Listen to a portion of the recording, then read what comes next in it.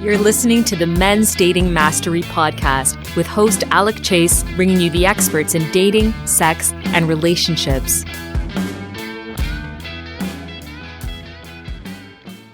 Hello and welcome back to the MDM Podcast.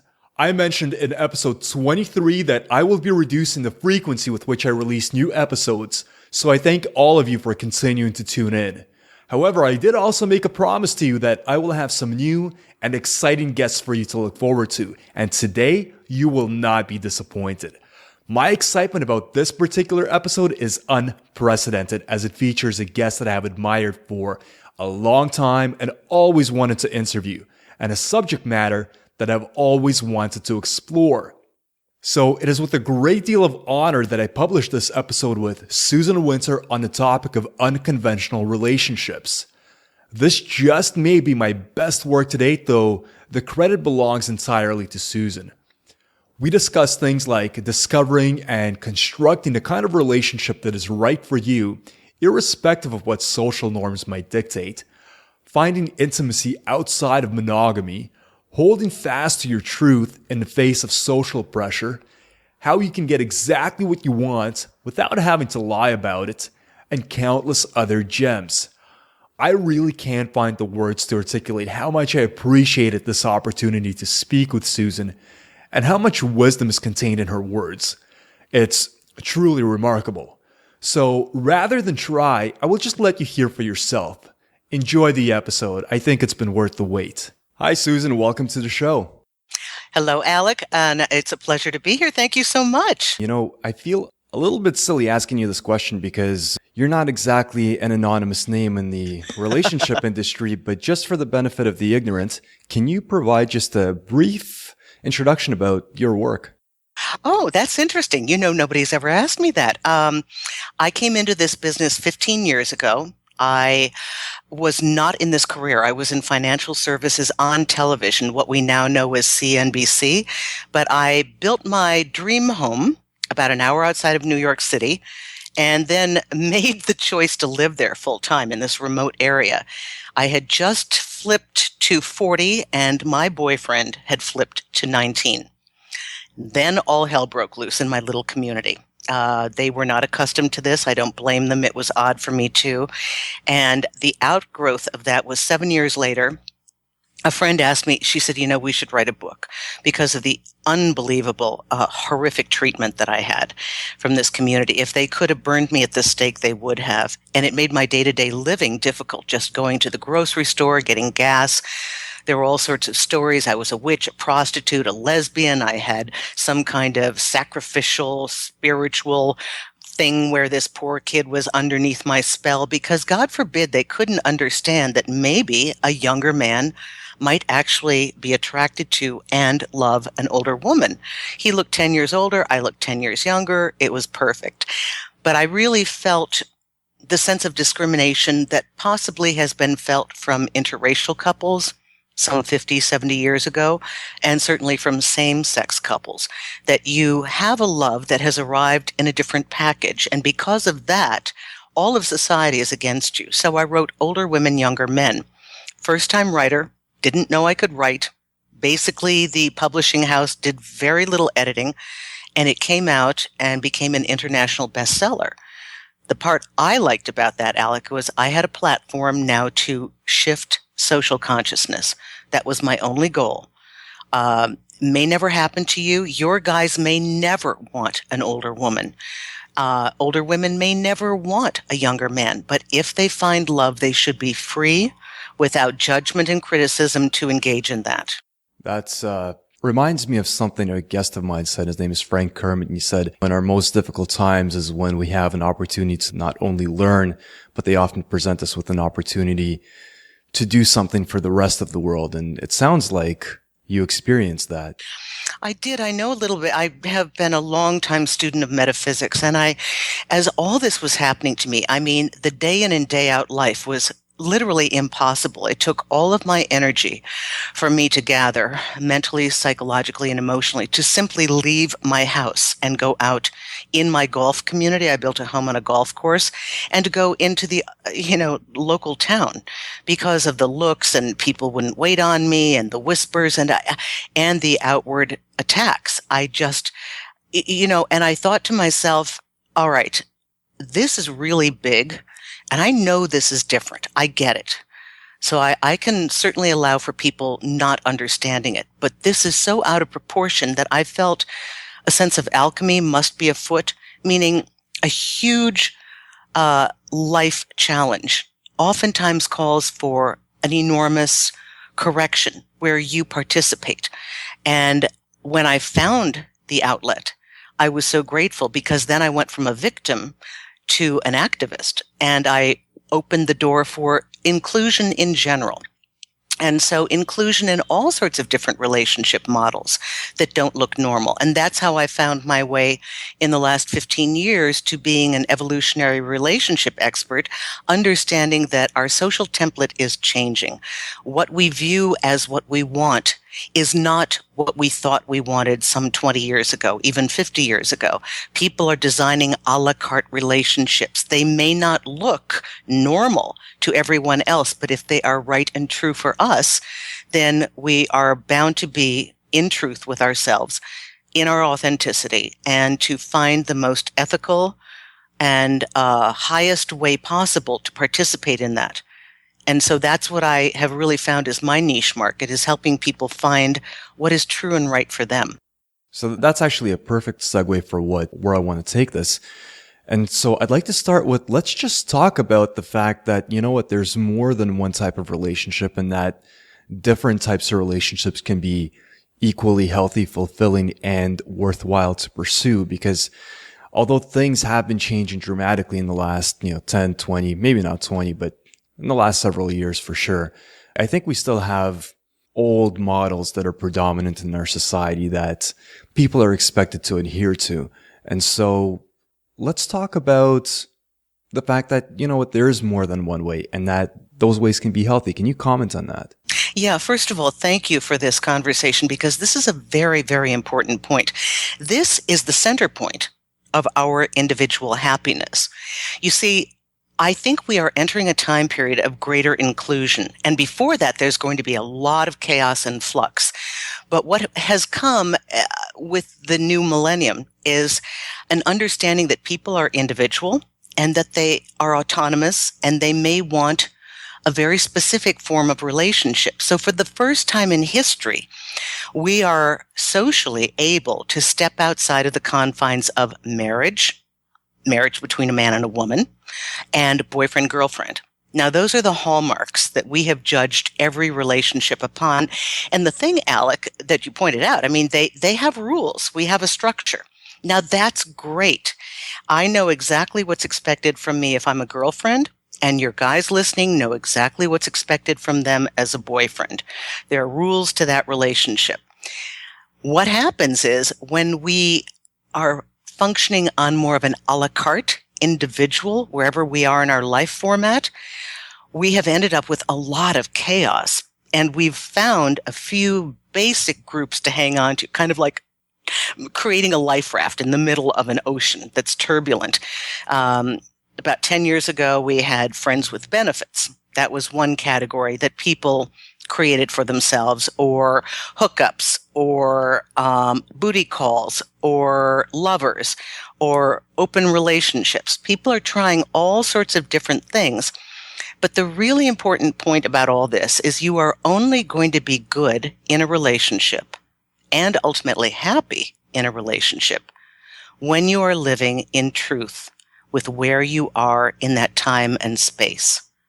We all want different things at different points in our life. And if the only two categories we can go into is marriage and committed relationship, that may not be something we are willing or able to fulfill. So we will be a failure. We'll hurt our partner. We'll lead them astray. We'll be giving them bait for some goal they're never going to get. And then all the chaos and drama starts. That's interesting.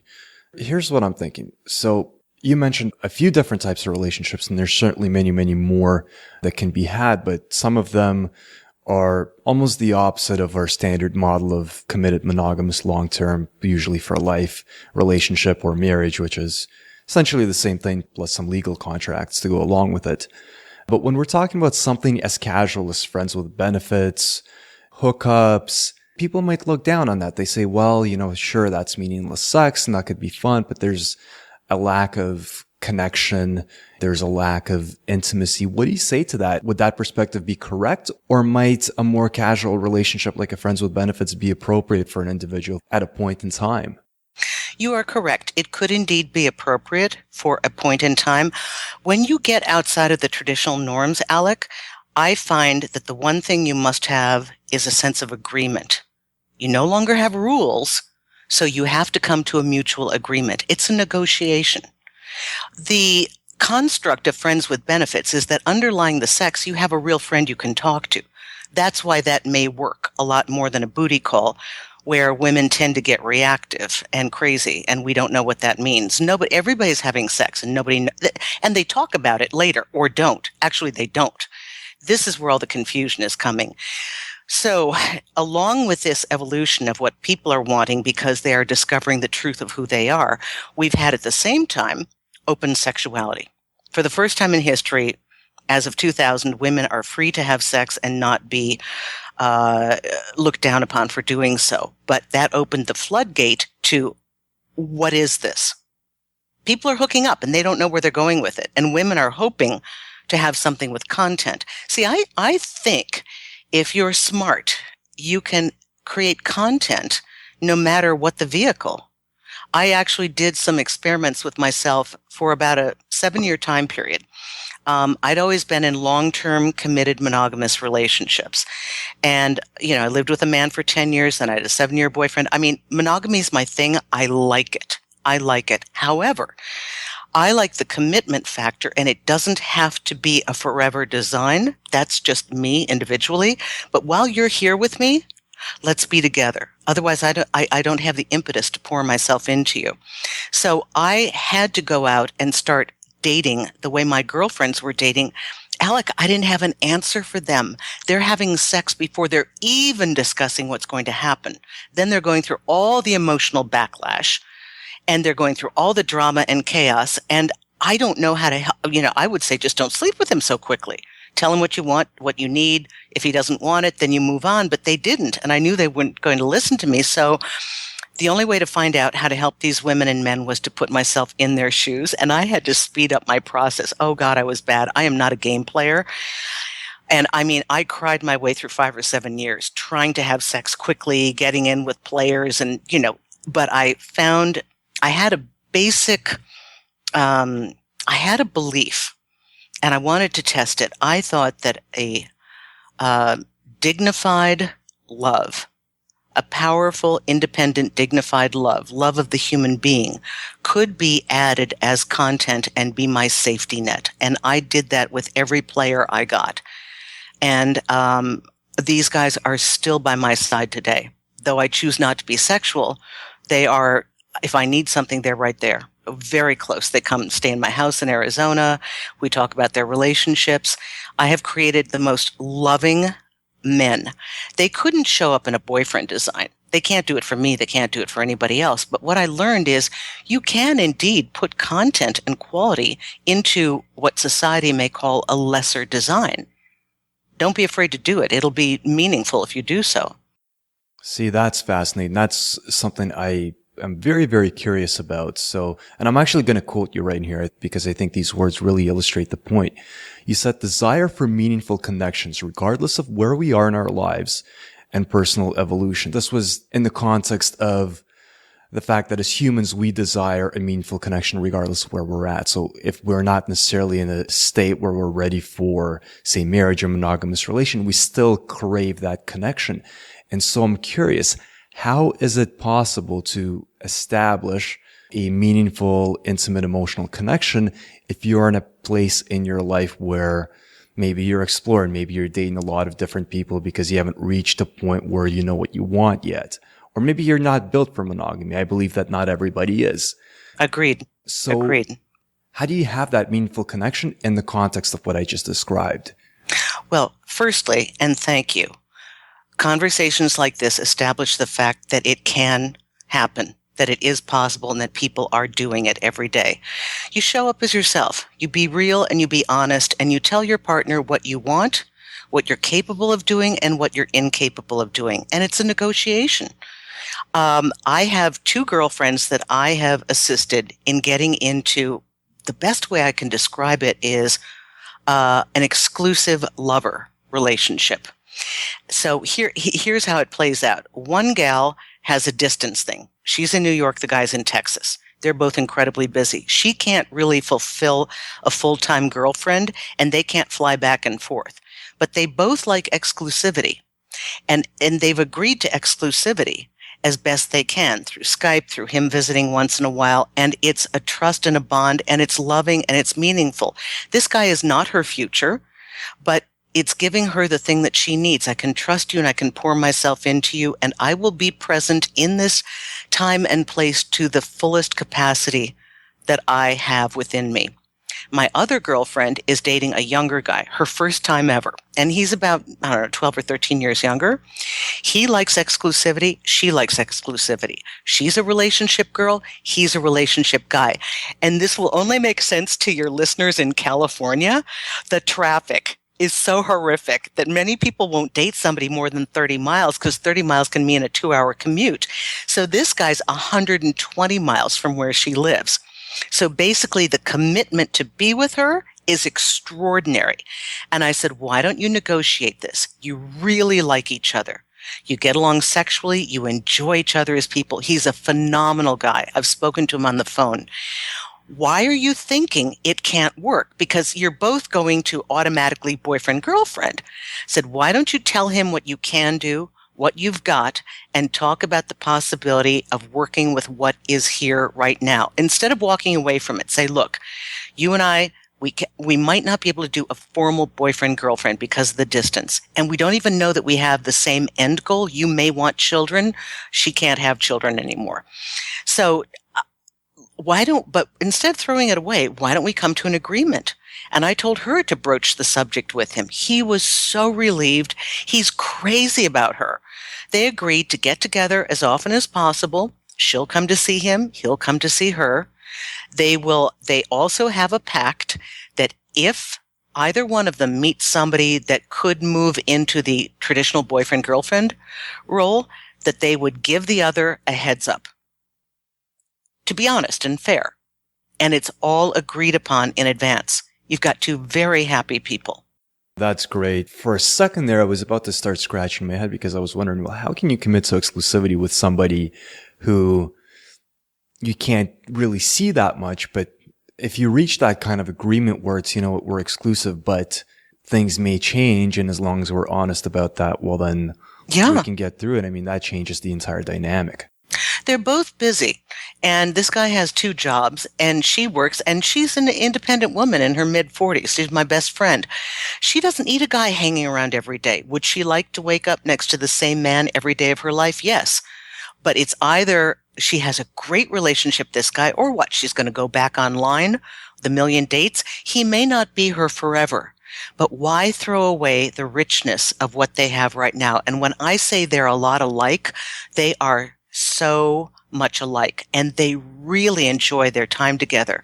So a very mature stance is to stand back and say, this has a lot of potential. We have both chosen not to throw it away. Here's how we're going to work out together. And the interesting thing is, after they got together for their first weekend, he kind of went off and he had a bunch of business trips, and kind of his texting fell off. So she, being a lady, didn't chase him. She's not a 20-year-old girl that keeps texting you and calling you and emailing you and whatever. She's got a lot of dignity. And so he didn't hear from her. So he thought she wasn't interested. She didn't hear from him. So she thought he wasn't interested. And I said, this is the wrong move. This kid he's a good guy. And because you're older and of a generation where we don't chase men, I nearly lost a boyfriend not chasing him because I didn't know girls keep chasing you. So I won't do it. But they needed a communication. I said, you gotta send him a text. You gotta say, I want to hear from you. I'd like to talk to you. They opened the conversation. He was so grateful. He said, I like you so much, but I didn't know if I can be an official boyfriend. So they've struck it's kind of like, I don't know, like a kind of boyfriend, but they've got enough of the factors together. If you're honest, you might even find somebody you enjoy sexually and you say, look, I really, really like you. I'm not at a point to enter a committed relationship. I am seeing other people. Does that work for you? See, here's the thing, Alec. What happens, what guys don't realize is they know they're going to get lucky if they present potential boyfriend. And they don't realize the long-term impact it does and how it creates an entire generation or two of women that have been damaged. You think of every girl that's gone through college with her hookups.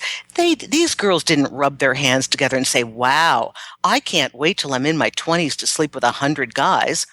They were looking for one good guy, but they keep getting bucked off the ride. So each time they get a dent, and each time a guy lies to them and leads them down a false path, these gals get more vicious, they get more guarded, they get more game playing, they get wounded. So we've got a lot of non-functional women out there that are desperately trying to salvage their self-esteem and ride this current open sexuality, and they're a mess. And what happens when you really want a nice girl? You're gonna find one of those girls that's been so damaged, you've got to do makeup for all the guys that abused her in the past. So this is actually something really important that I definitely want to explore with you. So I absolutely understand where you're coming from when you say, guys understand that if they present themselves as boyfriend by not being very clear about their intentions, or sometimes just plain out lying, that they can get the sex they want. And so the ethical thing is you're implying, and I agree with it, is be upfront, be honest about your intentions. But I also don't think it's realistic to tell a guy, just be honest and upfront, and expect him to actually follow that advice if that guy believes that that's his only way of getting the sex he wants. And so what I'm getting at here is, can a guy expect that he can be honest, he can behave with integrity, not manipulate women, and still get what he wants? I have had my guys. So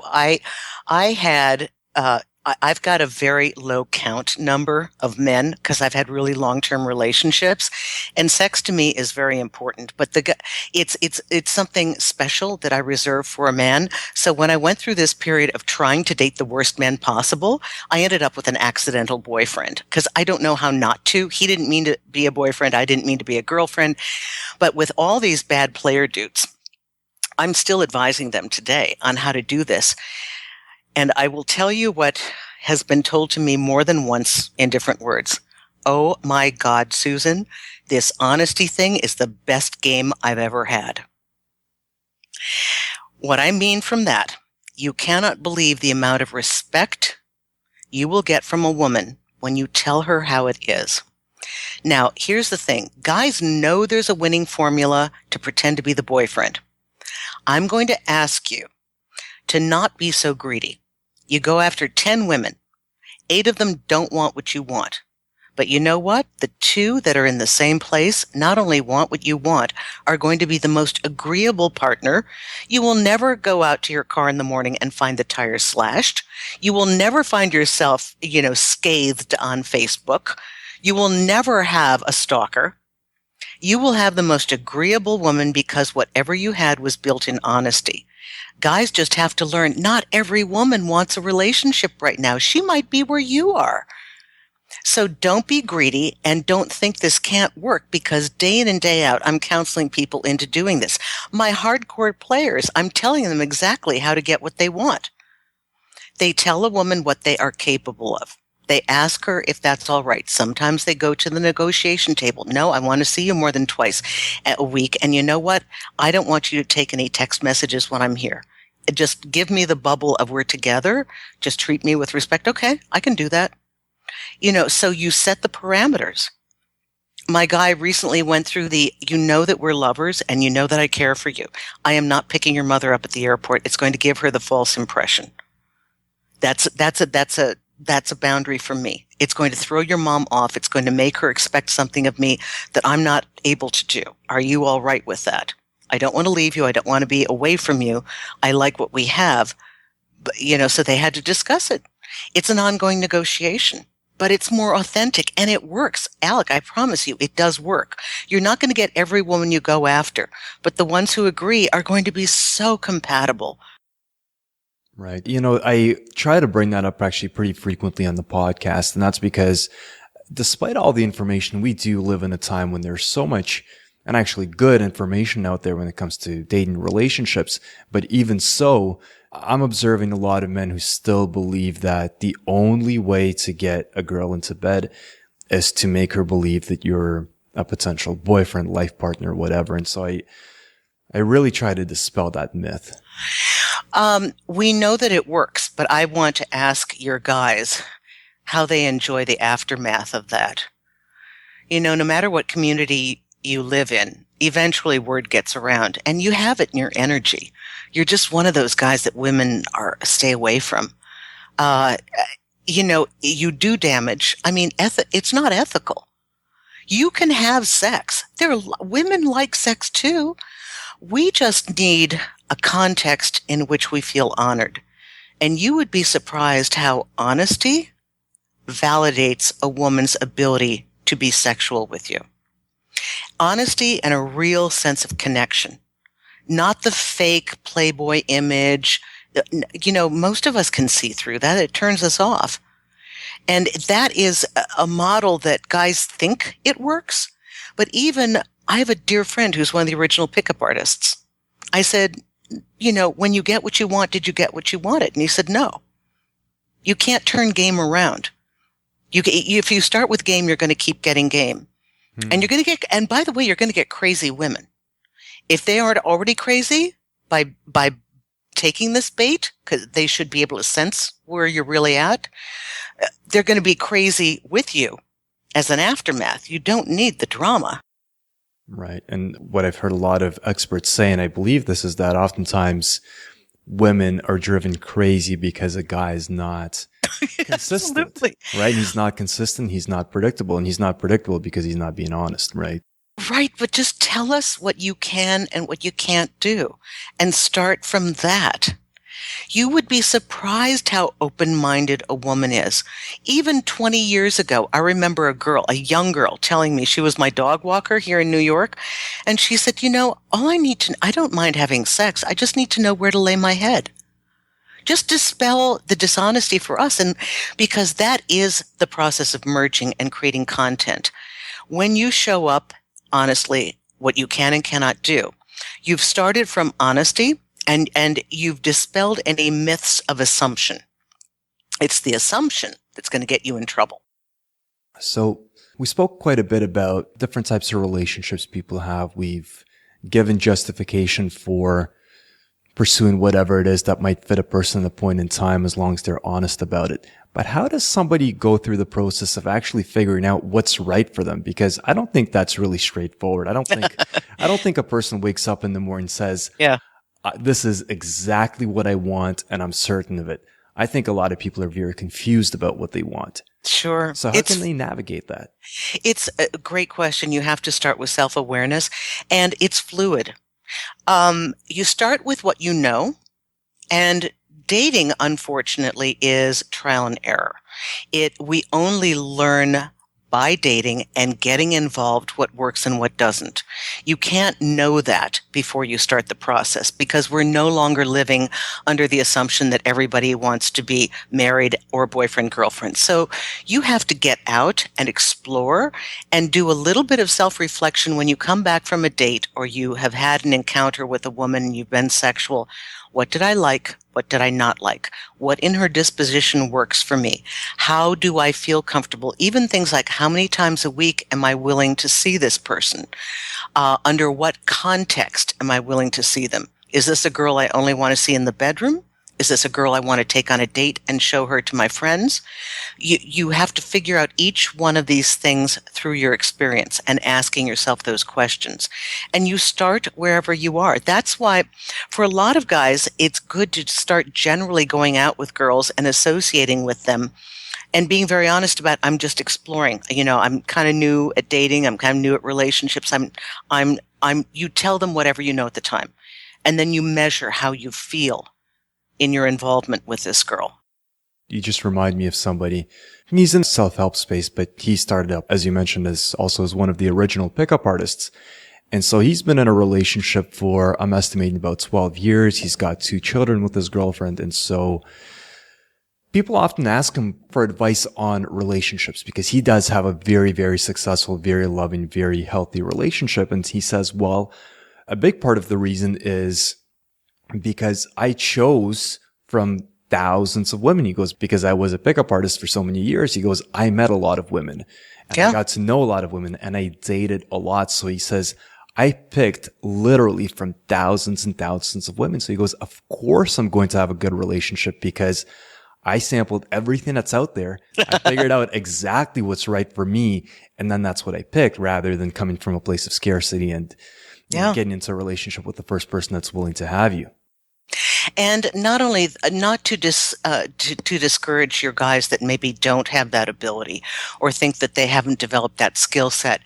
There are people who meet early on in life or in their mid-20s and they just click. There's enough foundational compatibility, their values, what they want in life. Sometimes you find somebody who's a really great, what you're looking for in a woman is your sexy best friend. You really want to look at a woman beyond the lens of sex because you're going to spend more time than not outside the bedroom. Who do you like as a person? Who do you respect as a woman? If you were going to even entertain the idea of having children, who would you want as a mom? Because of her qualities, her values, her input. Who would you like spending time with of all your female friends that you also find sexy? That's a good partner for you. And another thing is a man can never feel loved and never love if he's not okay with the woman that he's with.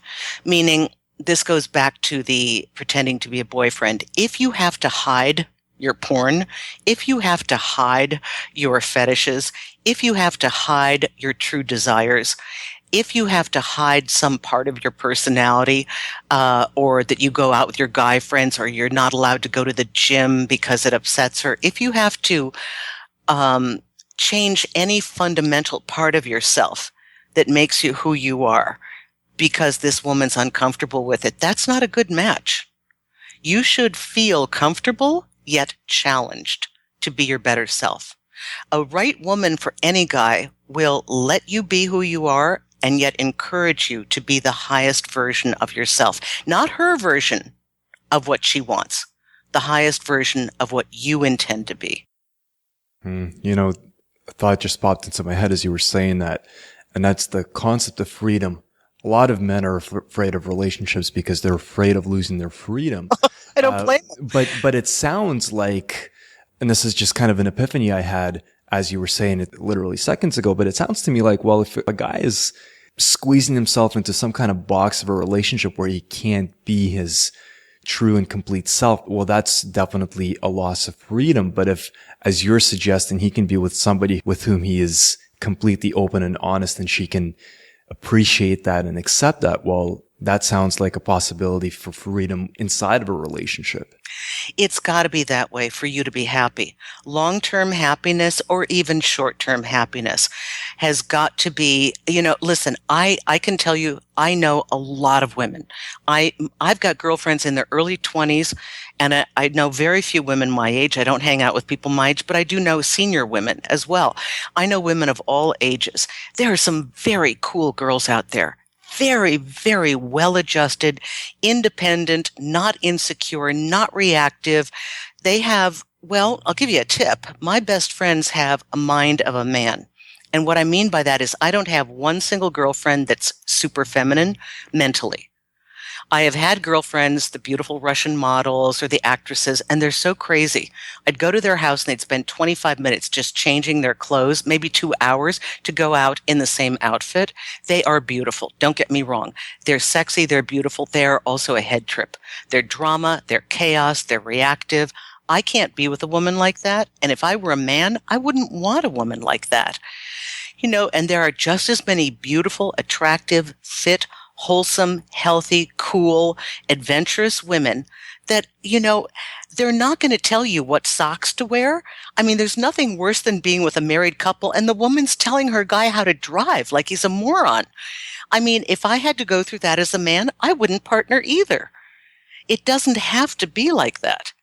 You can pick from all the women in the world somebody you can set your radar. I want a girl who's chill and cool and supportive. You just set your internal radar for what you're looking for, and you will send that vibe out, and you will attract that girl to you.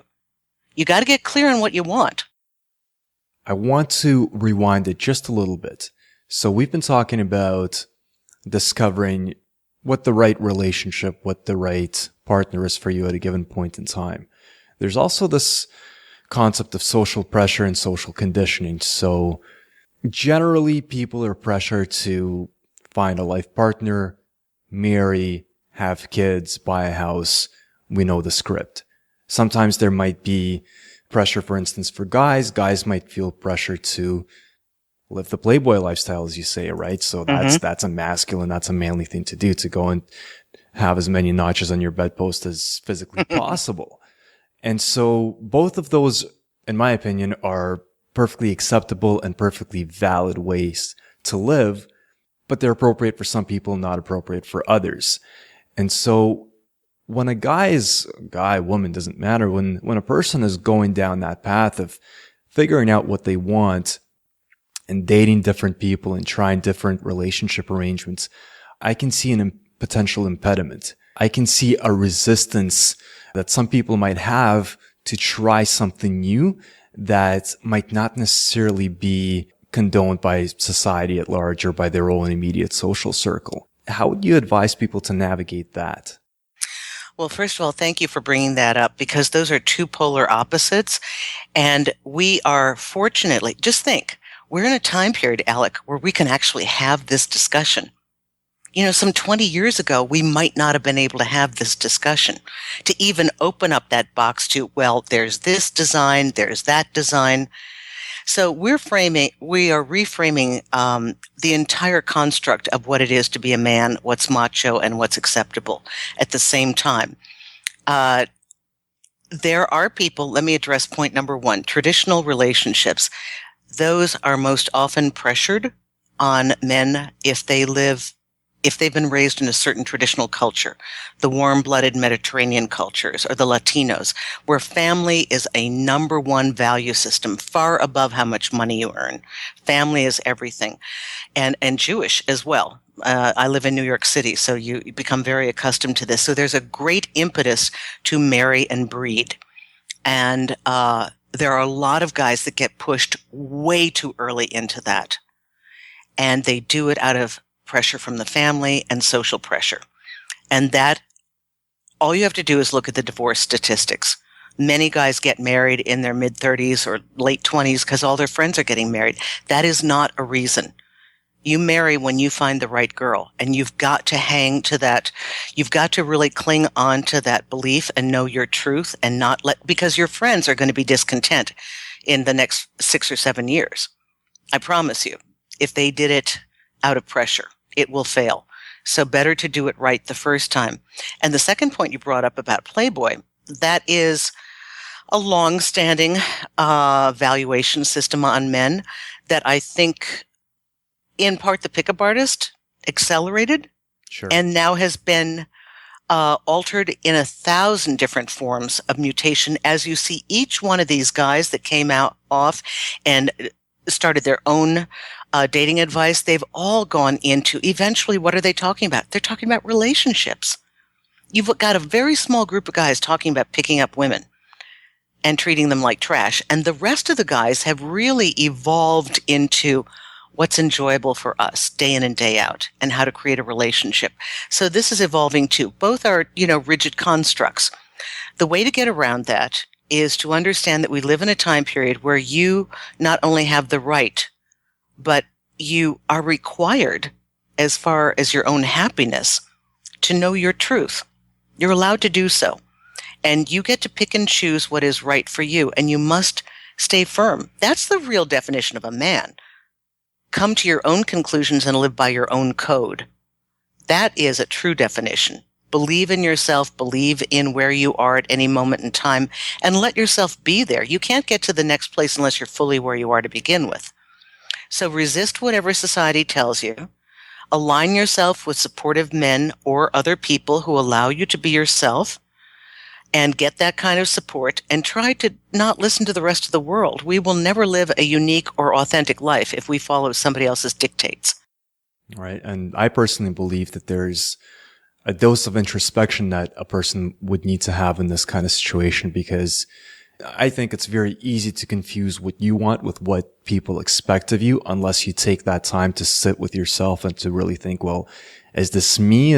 Are these my desires? And is this my mind at play? Or is this just what has been hammered into my head by people around me for the last several years of my life? And so I think people need to take that time.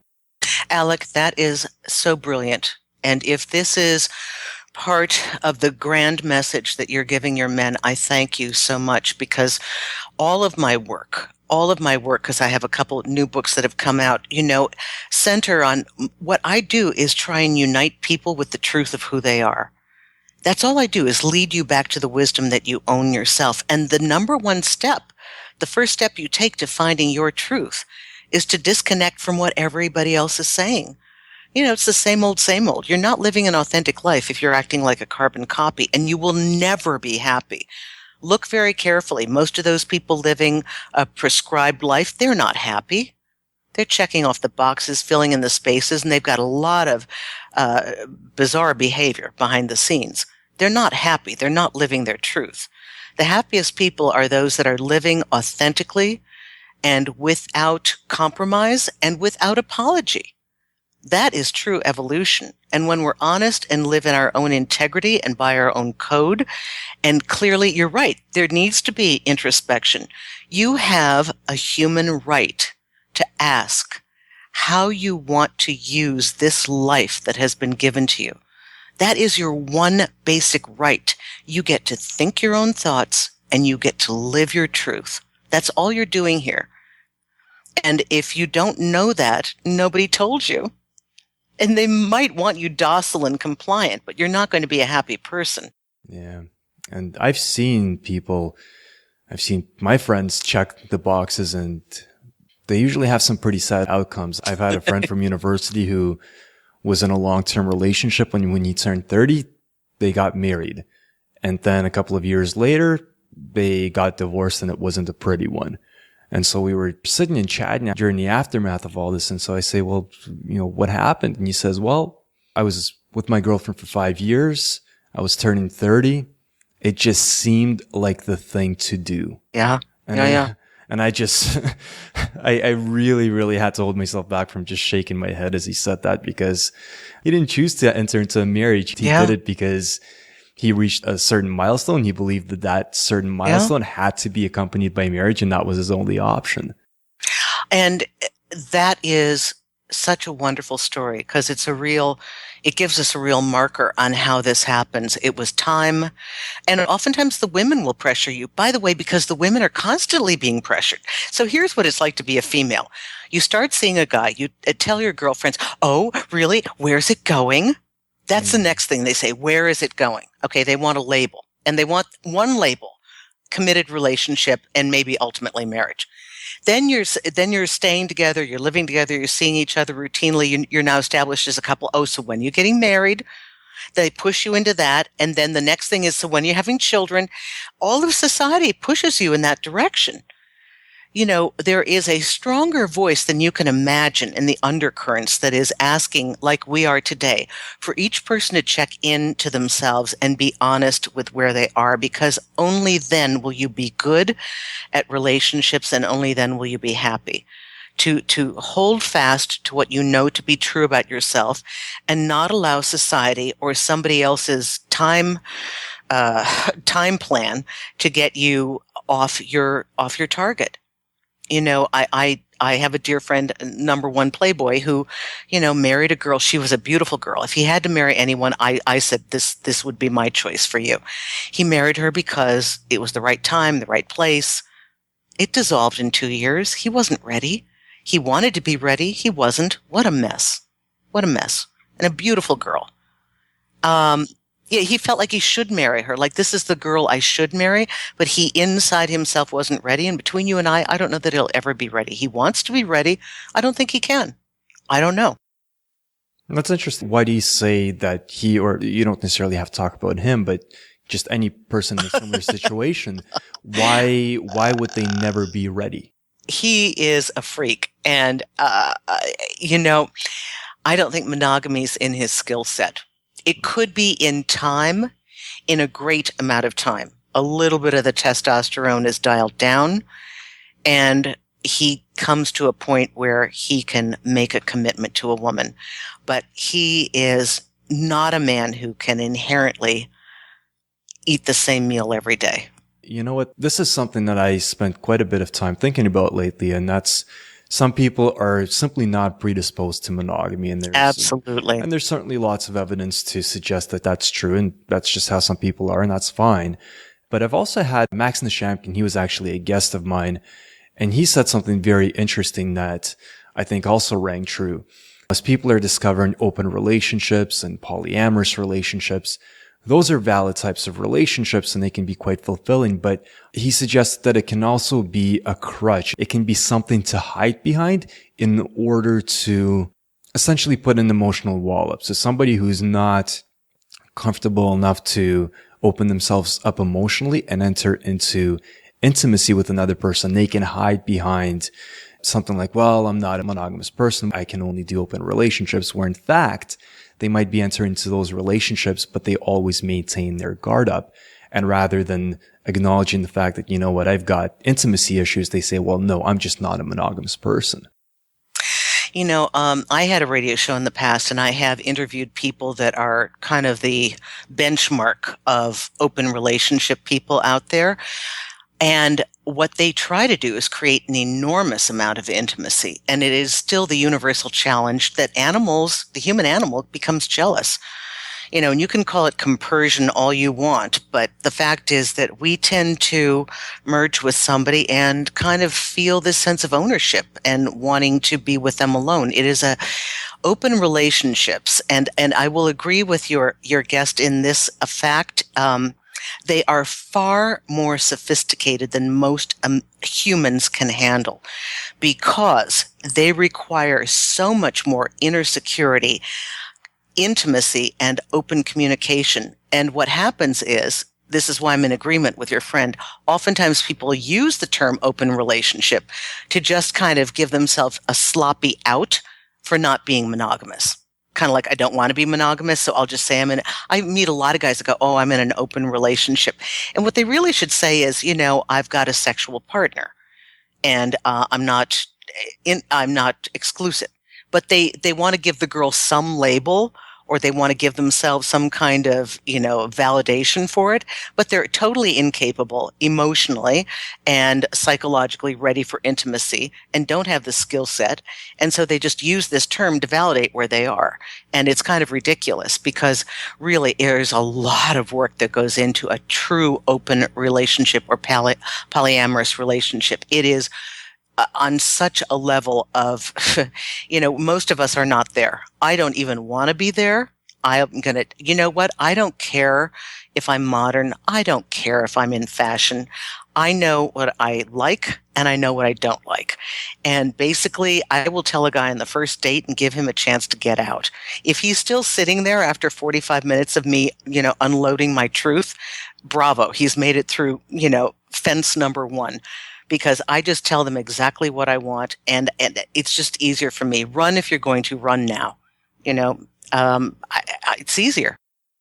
Well, to add to that, one of the things that he also said about himself is he's currently pursuing polyamorous relationships. or open relationships, whatever. And one of the reasons he says he's not prepared for monogamy is exactly what you just said. He says, I still feel a degree of jealousy. I still feel a degree of possessiveness. So I can't allow myself to enter into a monogamous relationship if I still have those feelings. He believes that he needs to be completely secure in himself, to be able to completely trust his partner, to not experience feelings of jealousy or especially possessiveness. And only then does he believe that he can enter into a monogamous relationship. It's an interesting spin on things. It's really interesting to have these shows and have these discussions and have guests that have a variety of backgrounds as they do what, we're really talking about is that introspection. This is clearly a person who has thought long and hard about where they're at and is trying every component factor to get their relationship right for themselves and taking each step they feel is necessary. And bravo to them for the courage to really do the exploration. I promise your listeners, you can have a rewarding, content-rich, great connection with a partner.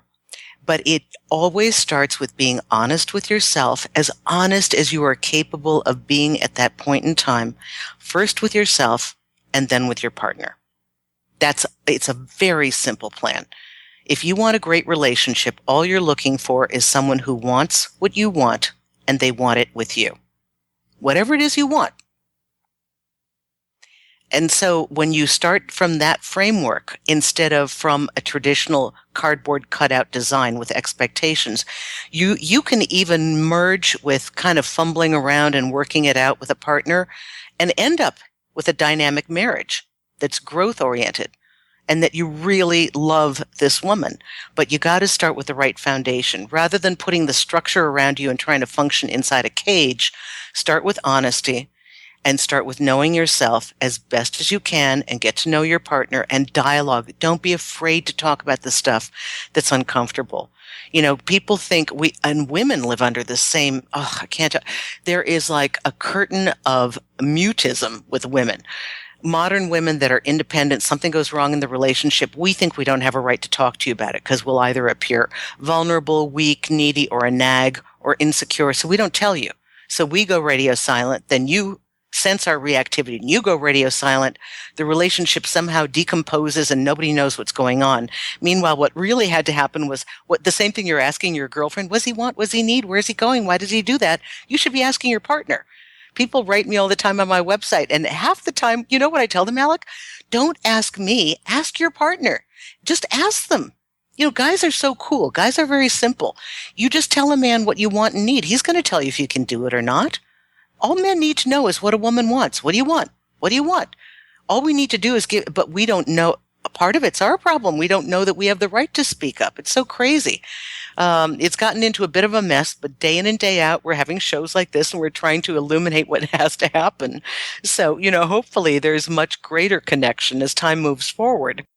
Yeah, those are the two recurrent themes that I feel like underpin every healthy relationship, whatever form it might take, is that of honesty and open communication. It seems like if people can get those two nailed, the rest of life becomes a hell of a lot easier.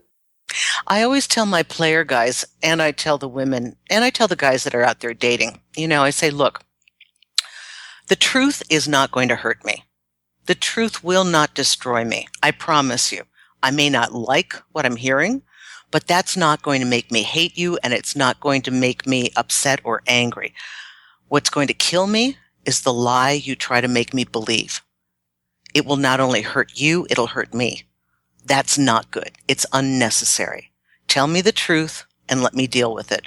You'd be surprised. Some women are a lot more together than you can imagine. They're a lot more understanding. They're a lot more self-realized. They can handle your truth, but they're never going to be able to handle your lies. So let me ask you this, and I think this might be a good way for us to wrap up our conversation. And this is appreciating what you have. So oftentimes, and this has certainly been my experience, the women I date, I've had some really, really valuable, really, really fulfilling relationships that ended. And I look back on them very fondly. I found that my partners don't necessarily share the same perspective. And the reason for that is they don't seem to see the beauty in a relationship unless it lasts forever. Mm-hmm. And this is a point of frustration for me. And actually, my last girlfriend, we spoke about this quite a bit, and I never really succeeded in relaying my point of view. But what I was trying to say is that we had a really, really great relationship. We really enjoyed each other. We both grew from it. It no longer works for us. It's no longer moving us forward. And so it's time to part, but we can still look back on it as something that was worthwhile. And what's your perspective on that? Well, you must be a great guy that nobody wants to lose. So bravo to you. I love the fact that you're saying this. I have in all of my writing, if you look at my website, if you look at my articles for Huffington Post, I hit this note all the time. I have a very different perspective on love. I am the human that is in it, that wants what she wants and has her emotions, but I'm also the observer that looks at it from another angle. I believe that every partnership, friendship, love affairs, everything, boyfriends, anything, they come into our lives to edify our evolution and our self-awareness. I value everything. The bad stuff, the good stuff, it is all a part of the process. I look at relationships as being this kind of like a dog treat from the universe. Like we'll sit up and jump and you gain our attention. You know, like you try and tell your dog to roll over. You don't have a piece of steak or a treat. They look at you like, you got to be kidding.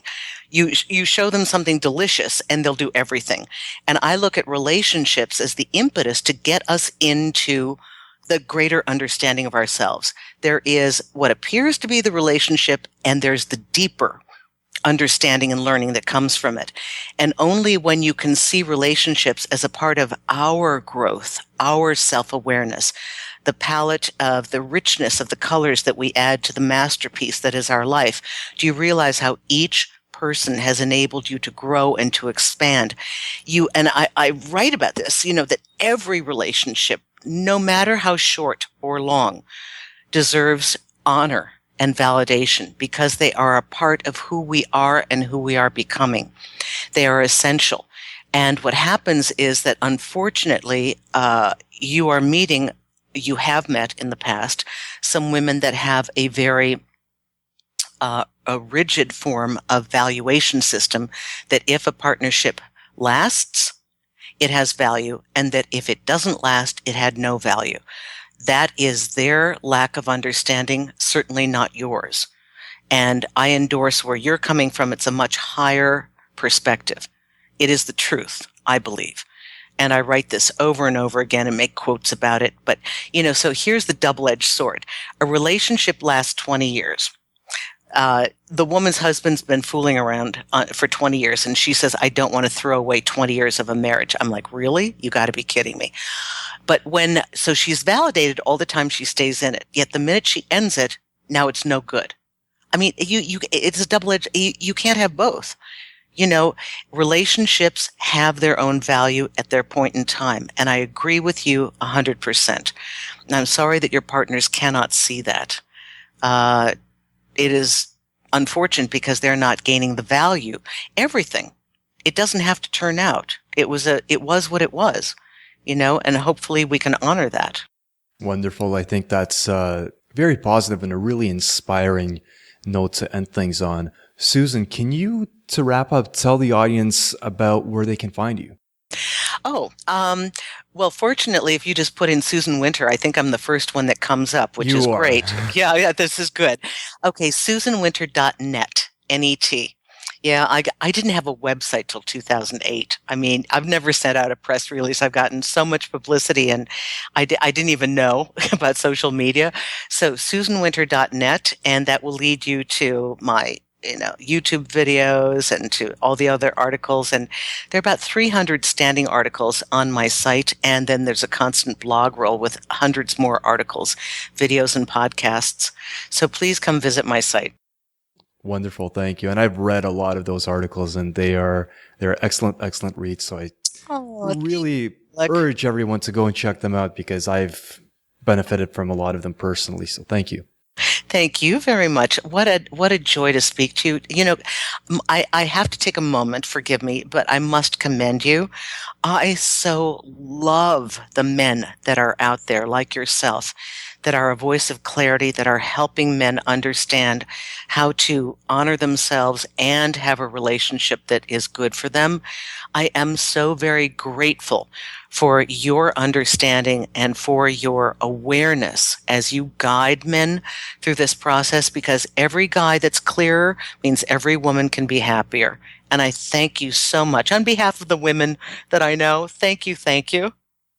Oh, geez, thank you for those kind words. I'm all squishy because I don't know how to handle compliments very well. Oh, just take it and smile. You're awesome. You're absolutely, really like your website. Love the people you've interviewed. Love the conversations you're having, and keep encouraging your men to be themselves, because that is where their power lies, their confidence, and their happiness. Wow, I hope you guys derived a ton of value out of this one. I certainly did, as did the people in my life who got to hear a sneak preview. If this episode has impacted you on any level or inspired you to think in new and different ways, I would love to hear how. You can visit mensdatingmastery.com and from there leave a comment or send me a personal message to share your thoughts. I genuinely want to hear them. And do visit Susan's website. I was being totally sincere when I said that her writing is excellent. I think this episode has truly raised the bar for this podcast. And I have more interesting and inspiring guests to follow, so keep coming back and enjoy. Thank you for listening to Men's Dating Mastery, a podcast dedicated to improving the lives of men and the women around them.